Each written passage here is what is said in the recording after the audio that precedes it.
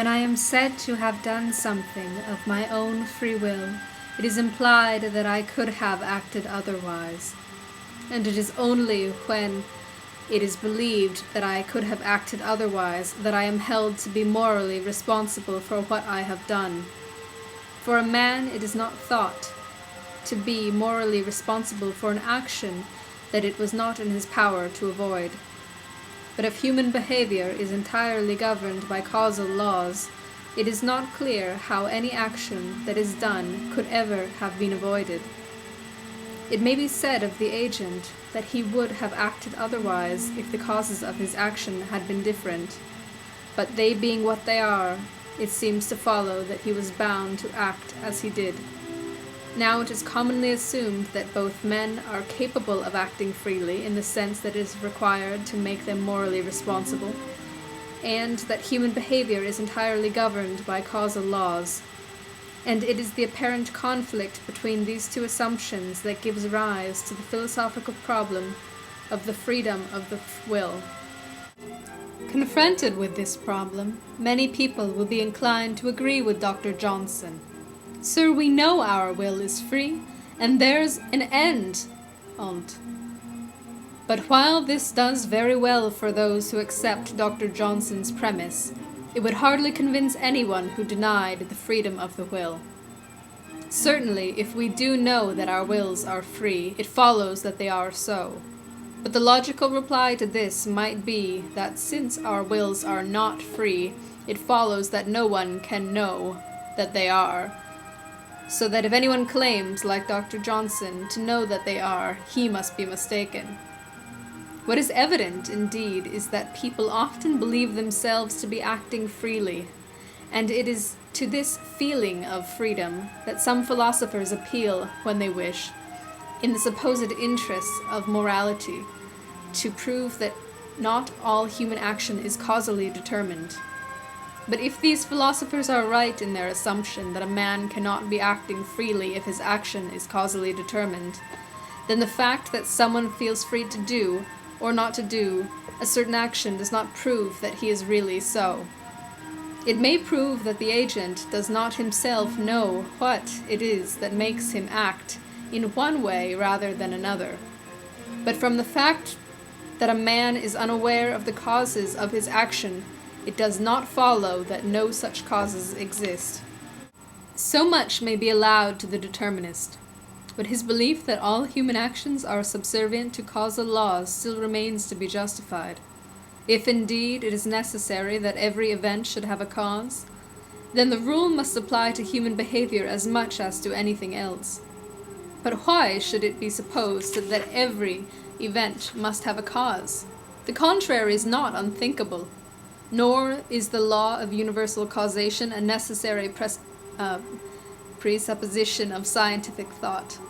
The scientist may try to discover causal laws, and in many cases he succeeds, but sometimes he has to be content with statistical laws, and sometimes he comes upon events which, in the present state of his knowledge, he is not able to subsume under any law at all.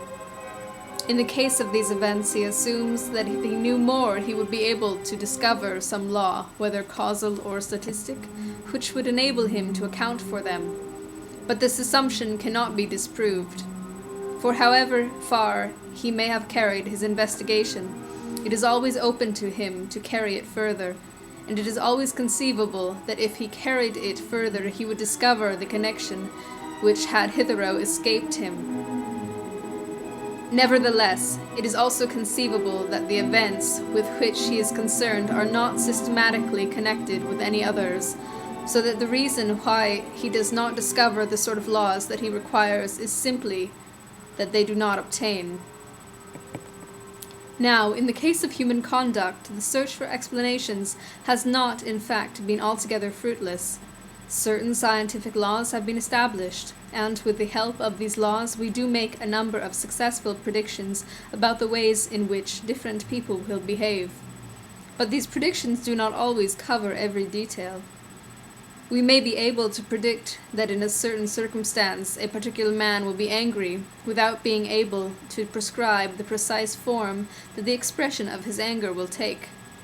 We may be reasonably sure that he will shout, but not sure how loud his shout will be or exactly what words he will use. And it is only a small proportion of human actions that we are able to forecast even so precisely as this. But that, it may be said, is because we have not carried our investigations very far.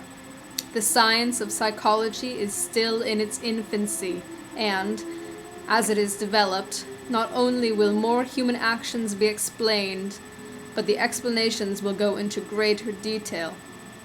The ideal of a complete explanation may never be in fact attained, but it is theoretically attainable. While this may be so, and certainly it is impossible to show that a priori that it is not so, but equally it cannot be shown that it is. This will not, however, discourage the scientist who, in the field of human behavior, as elsewhere, will continue to formulate theories and test them by the facts.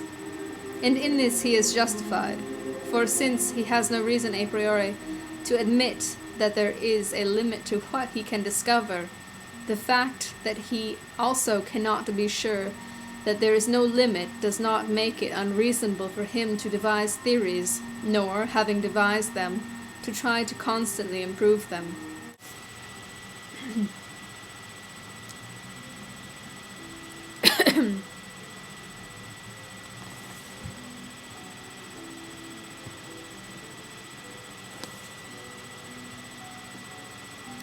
But now suppose it is to be claimed that, so far as men's actions are concerned, there is a limit, and that this limit is set by the fact of human freedom.